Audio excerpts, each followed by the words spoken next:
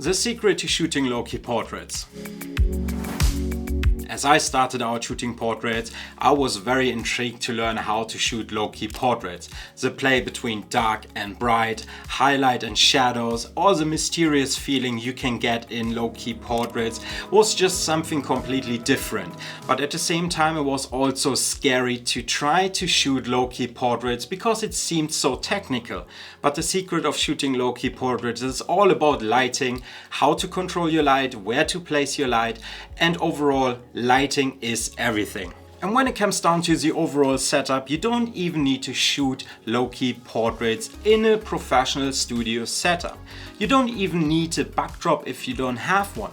However, having a black backdrop or even just like a black bed linen, a black towel will help you control the light spill later in a shoot, because everything what falls into the background will be absorbed from a black color and gives you a more darker, richer black as well. And when it actually comes down to shooting low-key portraits, you don't need much gear either. You need your camera of choice, your lens of choice. This can be even a kit lens, because you're going to close down your aperture anyway, because you want to start off with a black frame, a dark picture to expose what you want to expose in a picture.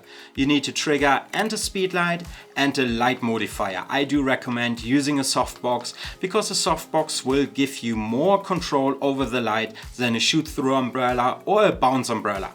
Having a softbox with an additional grid as well would be handy, because the grid will let you control the light even further than without. And for the camera settings itself, first step you should do, switch your white balance to flush white balance. This will give you the most consistency throughout the shoot, and it will help you later matching color grades in your photo editing program of choice. So switch your white balance to flush white balance for the most consistency possible. As I exposed for my given scene, I shot at ISO 200 f8 125ths of a second shutter speed, and my Speedlight power output ranged from 1 full power to 1/4 of a power. This was depending on how far the model was away from a light or how close the model was to the light.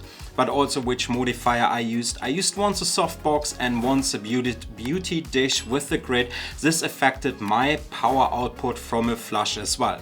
Keeping in mind, as closer your model is to your light, as softer the light will be as well. As further away your model is from a light, as harsher the light will be as well. And then it's literally just down to try out what sort of angle of light positioning works the best for your style, for your idea what you want to expose and how much you want to show off a model.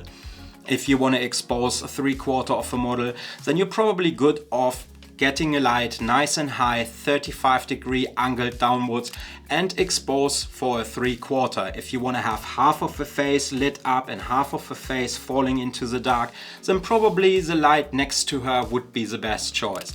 It's all about try and see what works for you, where to place a light and how much power output you need. There's one little downside in using only one light when shooting low-key portraits, and this is that certain parts of your model might fall too fast into the darkness, that the fall off is too fast or the fall off is straight into the darkness.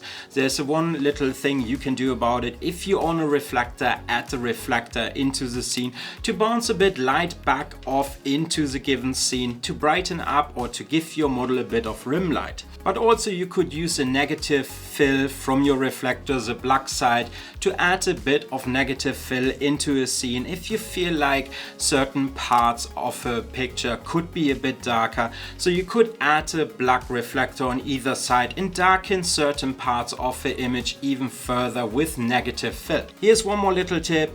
Make sure your model wears some sort of color tops. It will separate her from a background a bit without adding a second light or a reflector. Just having a bit of colorful clothes on will make your image pop even further. And this is the secret of shooting low-key portraits. It's all about the light placement, and how to control the light for the given scene or for the parts you want to expose. And with that said, guys, I hope you liked this video. Let me know in the comments how you get on. And with that said, do all the good stuff, like, comment, subscribe. Take care, and I'm gonna see you very soon in the next one.